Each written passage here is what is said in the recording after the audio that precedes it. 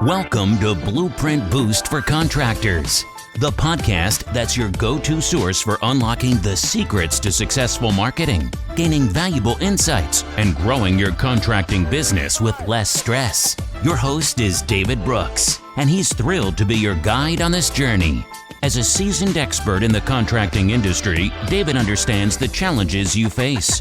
That's why each episode is crafted to provide you with actionable strategies and proven blueprints to boost your business to new heights. Hello, everyone. Welcome to another episode of the podcast. I'm your host, David Brooks. For this episode, we do have another guest, and I'll allow him to introduce himself. What's up, David? Thank you so much for having me. I'm Paul Maskill. I live in Raleigh, North Carolina. Been down here about 14 years. Originally from Michigan, lived in Chicago.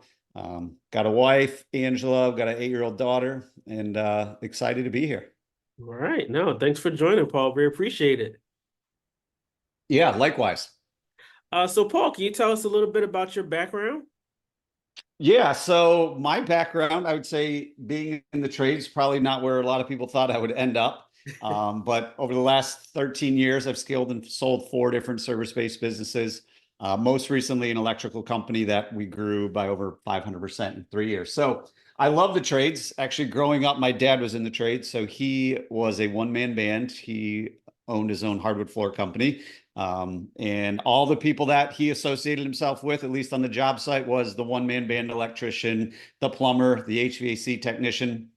And everybody that was in that world told me, and really the world tells you, don't go do those things. Go to school, get good grades, go to college, and then go work for somebody else, get the 401k, get the healthcare, get all these, lovely benefits. So that's what I did. So I got a finance degree from the University of Michigan, moved to Chicago in 2007 to work in the finance world. And for people that don't remember or weren't around in 2008, I watched a lot of people lose their jobs. So I watched a ton of people that were now my age, 40, 50, 60 years old, lose their job, and everything in their life revolved around that paycheck. They were still working paycheck to paycheck, and they were devastated. So even though everybody always told us, and they still tell you, that that's the safest thing to do, to me, it didn't really make sense. And I didn't love it. I didn't love sitting in a cubicle, working for somebody else.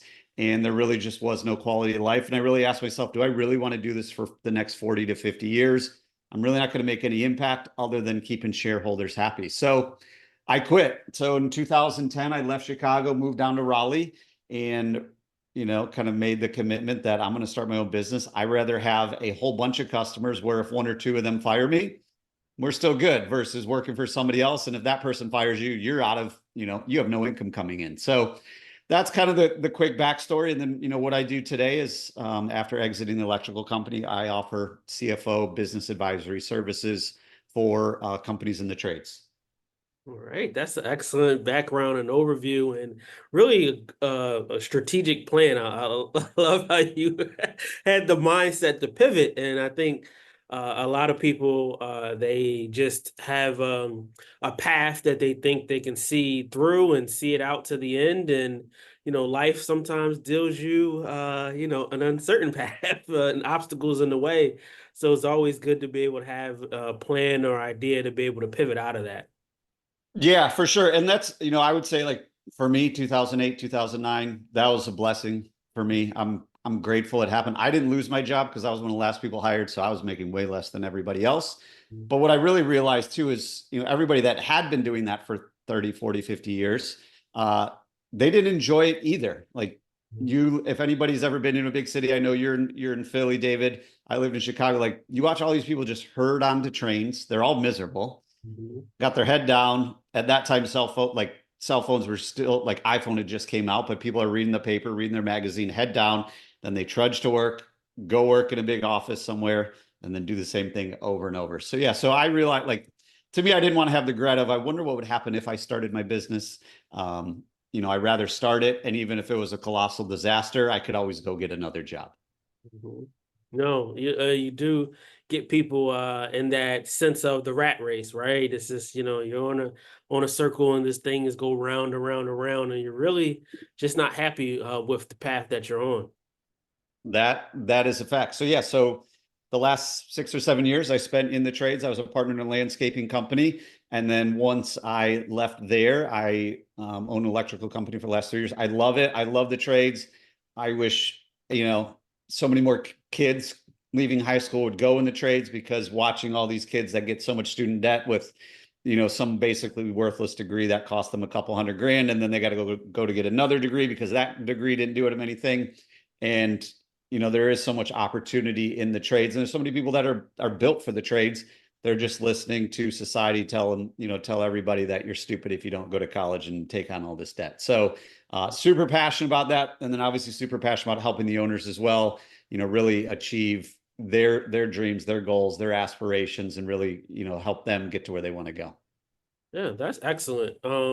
Just thinking about that aspect of being able to help the owners get to where they want to go, what advice or what things do you really just kind of instill in them when you're having conversations, having done it before and been successful of exiting a business? What kind of advice or path do you kind of lead them down?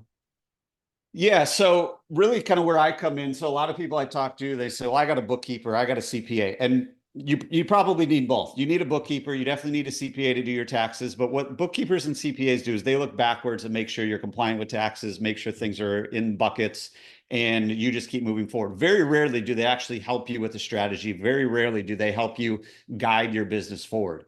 And they're also not an expert in your type of business. Most bookkeepers that the listeners are using, those people are doing books for all sorts of things: restaurants, e-commerce business, professional services. So what I do as a CFO is I take all that data and then help to put together really a forward-looking financial roadmap so that they can actually hit their financial and personal goals. So really giving them clarity and confidence that they know where their business is at any given time. They know that they have a financially healthy business.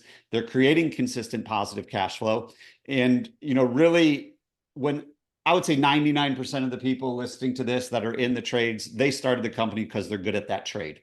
They're good at being an electrician, or they're good at being a landscaper, they're good at being a plumber.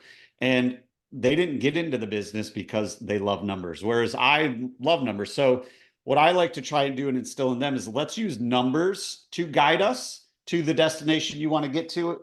So that way we're making educated decisions instead of emotional decisions. So for the last 7 years, I've been in their shoes. I've been operating a home service business, and I know what it means to kind of be struggling with cash flow and sweating payroll and being up at night, never enough money in the bank. So where I come in is, really figuring out, where do they want to go? What does life look like when you're successful? How much money do we need to make in order to make that life happen? And then what type of business do we need to build in order to get to that lifestyle? And it's really easy to get caught up in Instagram and podcasting, even in social media. And we see all these things of, oh, I build $100 million business, I build a $200 million business. I talk to plenty of owners like, dude, if I got to $5 million and was able to clear $1 million and didn't have to, be in the business day to day, I would be happy. So really figuring out, what does their definition of success look like? And then let's use numbers to make those decisions, to guide us there.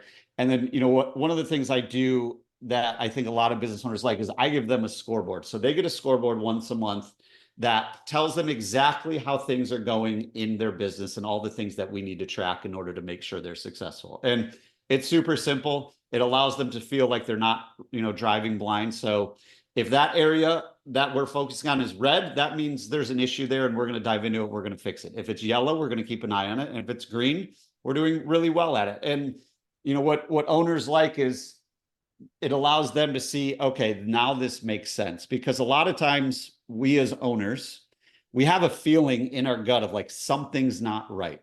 Something needs to change, but we don't know what that is. And then we start chasing bright, shiny objects. We start trying to figure out what's going on. We just start doing different things. Well, someone in a Facebook group said this, and someone on a podcast said that. So we start doing all these different things, but we don't know if that's what we actually should be doing. So my favorite thing about numbers is they actually tell us what we should be doing, and it takes the guesswork out of it. Mm-hmm. Yeah, that's good. Like you said, a lot of owners have that gut feeling, and then it's just, hey, let me run over here, let me go over there, and that shiny objects syndrome. But it's nice to be able to have that clarification. I always love the saying where it's a men lie, women lie, but numbers don't, right? So what is your data telling you? Yeah, and that's exactly what it is. The data doesn't lie, and when we can use that to our advantage, we're going to be a lot more successful. So everyone's heard the numbers, right? More than half the businesses don't make it to their fifth birthday. And it's not because they're bad at the service. Everyone who started a business in the trades is usually really good at being a plumber, being a technician, being an electrician, being a roofer, whatever it is. They're really good at that. They just don't know the numbers. So when we can kind of work together using my numbers and trade experience with their expertise to kind of build a team and use their technical experience, it usually works out really well. And then we aren't part of that statistic. The reason businesses go out of business isn't because they're bad at the service, especially in the trades, because, especially in the main three, you got to have a license. You got to be somewhat competent to be an electrician, to be a plumber, to be a mechanical technician. They run out of money. So businesses fail once they run out of money. There's no more money. It's like, oh, that didn't work. I'm going to go work for somebody else. So really my goal, my vision is, I want to, there's so many businesses that are so close to being really successful from a financial standpoint. They just need somebody to go alongside them on that journey to guide them, because they already figured out how to train other people. They've already kind of built their name out in the community that, hey, David is the best electrician out there. Now let's take that, and you can brute force it probably to $1 million, maybe $2 million just by being a really good technician and having a decent team. But if we really want to, start building wealth and changing our family tree and doing all that, that's where we need somebody from a number side to use that to get to the next level. Mm-hmm.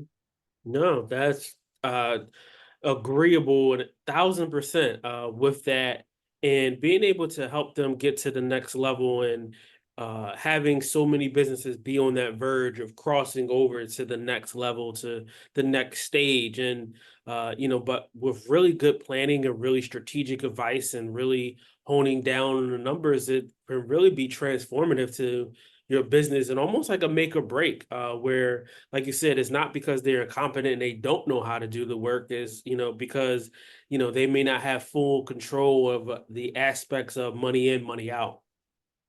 Yeah, and that's really what it comes down to. And that's no fault of their own. Like, everyone's an expert at different things. I can't go be a plumber tomorrow, right? Just like they can't go be a CFO tomorrow. So when I think a lot of it is when we start a business in the trades, first it's just like, this is great. I'm not working for anybody else. That's like me personally. When I quit my job, I really didn't have a vision either. My goal was just to not work for somebody else. So you start wearing all these hats, it starts to get momentum. People start talking about you. And then all of a sudden, before you know it, you have a business that you really didn't land for because you didn't really have a vision other than, I don't want to go work for somebody else. So that's where then we need to start, getting our numbers in line. The numbers don't lie, right? As you said, they tell us everything. And if we can remove our ego and our emotions as the owner and just let the numbers dictate it, it's going to make it a lot easier. So then once the numbers say, hey, our labor rate's a little bit out of whack. Well, let's dive into that and figure out why it is that way. Or maybe our pricing is, or maybe it's taking too long to get paid. But I think where a lot of business owners kind of get confused and stuck, and I don't blame them, is their bookkeeper or accountant might give them their financial report every month. Like a really good bookkeeper or accountant will say like, hey, David, here's your P&L, here's your balance sheet. But if you don't know what you're looking at, why it's important, or how you can use that data to then go make decisions, it's really not serving you at all. So, a lot of business owners will look at their P&L and say, oh, I made 150 grand this month. And then they look at their bank account and be like, oh man, there's only 20 grand in the bank. How am I going to make payroll?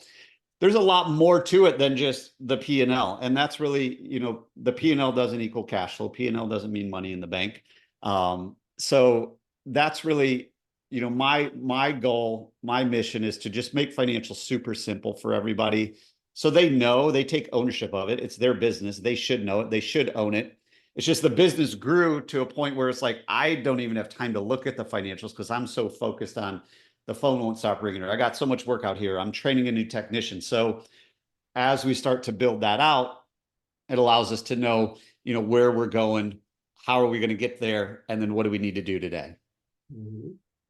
No, that's a really good way of being able to address and help them to be able to get the clarification that's needed. Because like you said, they're sometimes wrapped up in the day-to-day, and as things are growing, they may not be able to put that focus as much as they would be on the numbers. And then when in the numbers aspect, they didn't go to school to be a numbers guy, like you said. So it's like, hey, look, I know how to be a master electrician. I know how to be a master plumber. I know how to do roofing well, HVAC, whatever. But on the number side, I need to understand what I'm looking at, right? It's just one thing to get the data and say, okay, here you go, but like help me interpret it. Yeah, exactly. And that's, because then it really just becomes a part of like, I'm not even going to look at that, right? Like we as just like every business, like we wake up with great intentions of I'm going to go work on the business today, right? Like everyone's read the E-Myth, I'm going to go work on the business.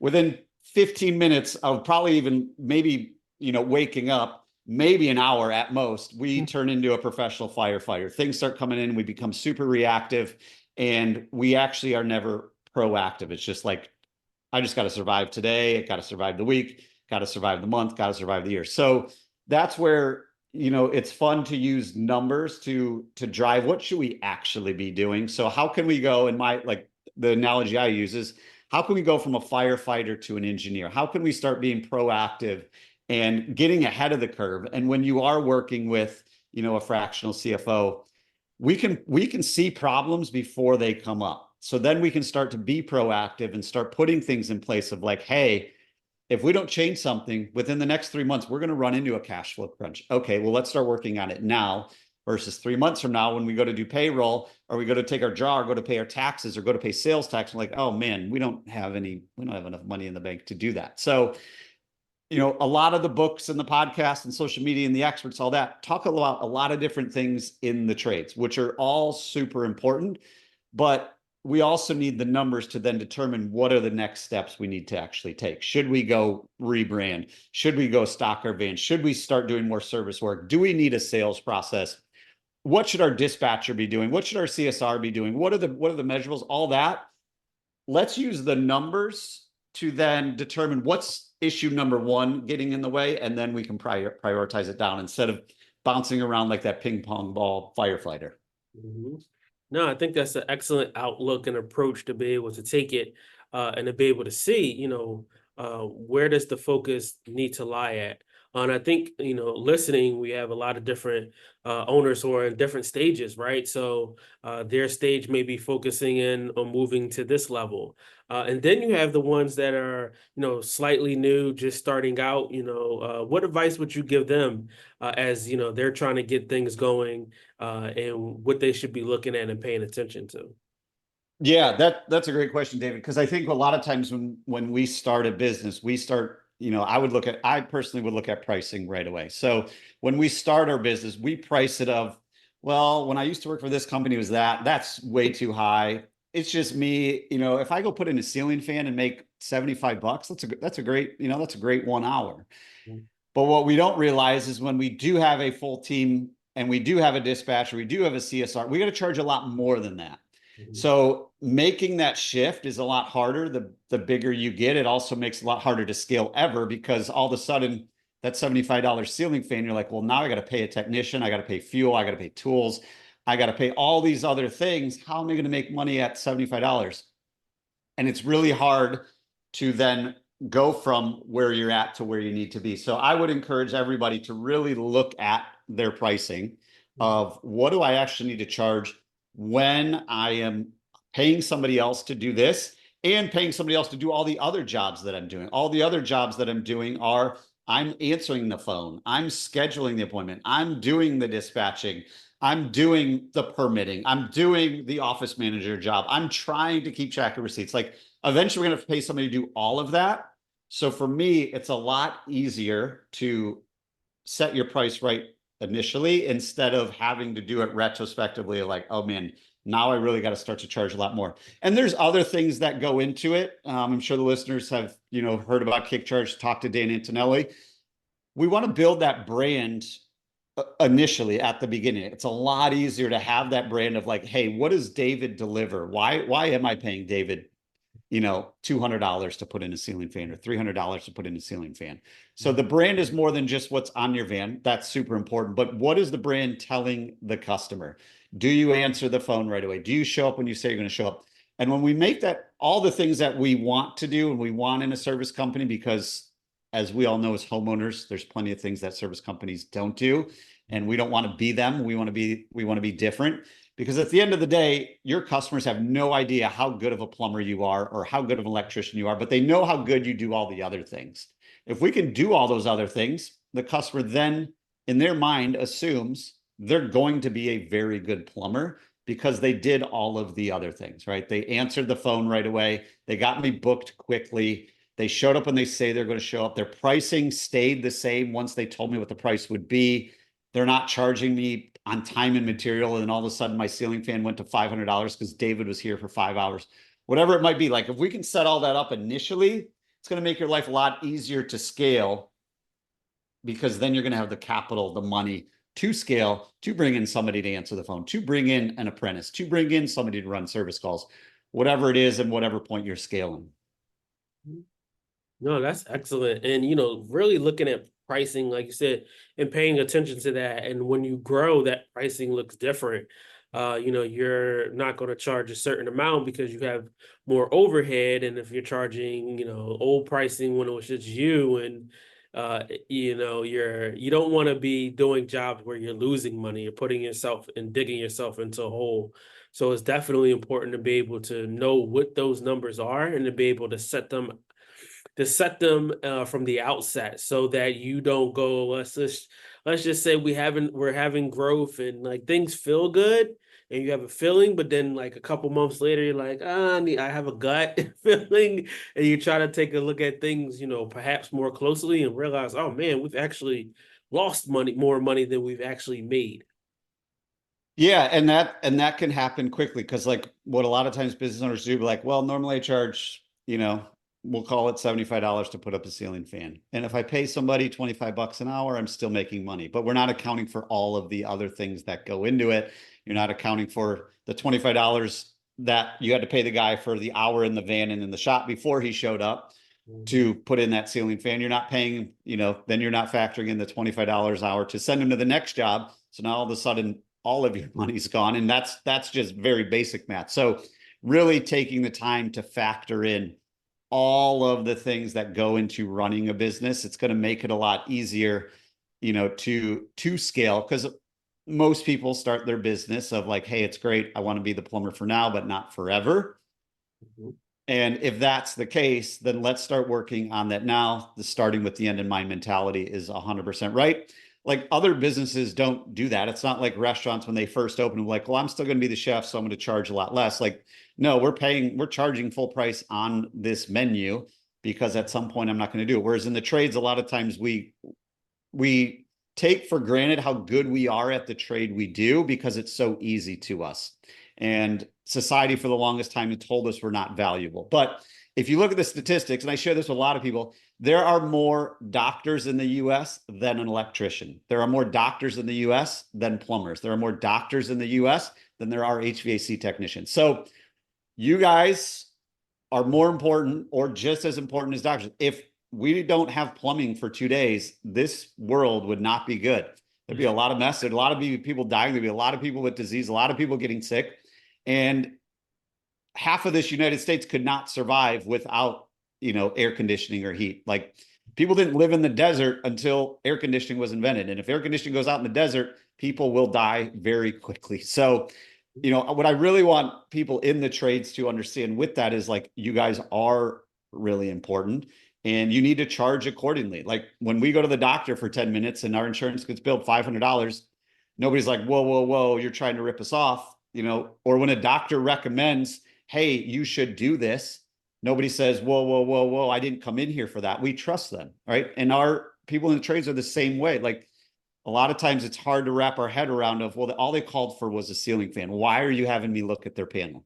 Mm-hmm. Because if something's going on in there and you didn't look at it, when you leave that house, you're the last electrician in that home. And if something happens with that panel, who are they going to be upset with? They're going to be upset with you, the electrician. Just like if we go to the doctor and our doctor doesn't take our blood pressure because we went in for a knee injury, we're gonna be like, well, why didn't you look at my blood pressure? You should have caught that. So like the trades are super important. Yep. Less people are going into the trades and we need to charge accordingly of the problems we're solving, the value we're bringing into the world.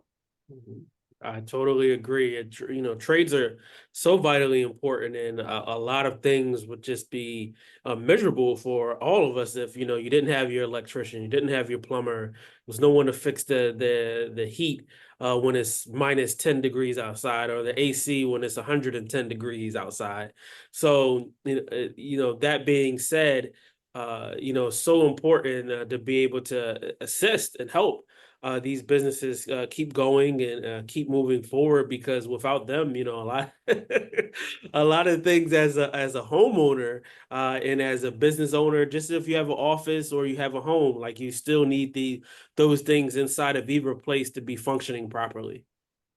Yeah, and it's so true, and we can start to value that. I'm not saying go rip people off, but we need to make enough to be a profitable company so we stay in business, right? We need to stay in business in order to continue to serve that customer. We don't want them to call us next time and then we're like, "Sorry, David, we went out of business because we ran out of money." They'd be like, "Oh man, if I would have known that, I would have paid twice as much because I need you. I need your service." So, you know, the market will determine what we can charge. But in my opinion, and this will just give everybody a quick kind of rundown, our gross profit should be 60%. So gross profit, for those of you who don't know, that's total revenue that came in minus cost of goods sold. So let's shoot for 60%. If you're not there yet, and maybe you're at 40%, let's first get to 50%. Let's get to 50% gross profit. Now, that's not all the money going into your pocket, because then we got to cover overhead, office payroll, marketing, and all the other expenses. But our net profit, we need to be at least 20%. That allows us to have cash in the bank to withstand, not the greatest months, to also be profitable, to continue to scale. And when we charge what we need to charge, it also allows us to attract the best talent, to be able to offer them a 401k, to be able to offer them, healthcare benefits, to be able to offer them paid time off, to be able to offer them, their kid's birthday off, whatever it might be, all the perks that go on in corporate America. Why can't we do that in the trades as well? And that's really, what I look at. Like, if doctors can make $200,000, $300,000, $400,000, why can't a business owner who took the risk to start a business where over half of them fail within the first 5 years, in order to be profitable, to build wealth, change their family tree, and really have, that prosperity that everybody moved to the US a long, long time ago to begin with? Mm-hmm. No, I agree. I totally agree. Being able to build that business up, charge accordingly, and being able to have that growth. And when we think about, growth and trajectory, how do you assist companies in navigating financial downturns, or it's like economic uncertainty? Yeah, that's a great question, David. So really, like, one of the simple things I just like to look at is how many months of expenses do you have in the bank? So everybody out there listening right now, go look at your bank account today. Say there's $300,000 in there, and then go to your P&L and look at what your monthly expenses are. So what are your monthly expenses plus any other payments that you make that don't hit your P&L? Now, what I mean by there is, if you're making debt payments, that doesn't hit your P&L. So look at how much cash is going out of the business every month versus how much is in the bank. And we should have at least 6 months worth of cash, in my opinion, 6 months worth of cash in the bank. That allows us to never operate scared. When we start operating scared, we start cutting things. We start cutting things like marketing. We start cutting things like employee benefits. We start cutting all these things that got us to where we were. And then all of a sudden we're like, well, where did all the leads go? Where did all the good technicians go? Well, you got rid of all the things that you didn't think were important. So that's why, again, going back to pricing is so important. Managing cash flow is so important. And what I do with everybody is we set what our annual targets are. And then I look at all the historical data. I build out forecasts. So then we can project and predict, hey, historically, November's always been kind of a down month. So let's get ahead of that. What can we do to get ahead of that? We can do a lot of different things. We can, work with your marketing company to start reaching out to your, all of your existing database in October to get ahead of the curve. We can also preserve cash flow in ways of, hey, now's probably not the best time to go buy a new vehicle in November, even though your CPA told you to, because you need to write off for taxes. So there are different things we can do. But like I said, when we use the numbers to make those decisions, it's going to make it a lot easier. And what I do, like I said, I create that scoreboard for them, looking at the 12 key drivers of cash flow. So there are 12 different things that go on in your business that drive cash flow. And when they're not working, it allows us to get ahead of the curve. When they are working, it allows us to look at it and say, hey, maybe we can go do more of that. So, to prepare for any quote unquote downturn, that's what we really want to do. Is we want to know our numbers, we want to know where we're at. We want to have the confidence that, and the clarity that, hey, everything's going to be okay. And, look at where's our revenue coming from. If we're 100% new construction, that's, there's a reason private equity companies and banks won't lend on companies that are 70, 80, 90% new construction, because they're riskier. So if they are riskier, let's look at, why are they riskier? They're riskier because of cash flow, and they're riskier because it's so dependent on the economy. So when you're in new construction, you're not getting paid right when the job is done, versus when you're in service, you're getting paid right when the job is done. So how can we start to diversify that, so that way we have a consistent cash flow coming in, and then, we're not so dependent on one or two different things.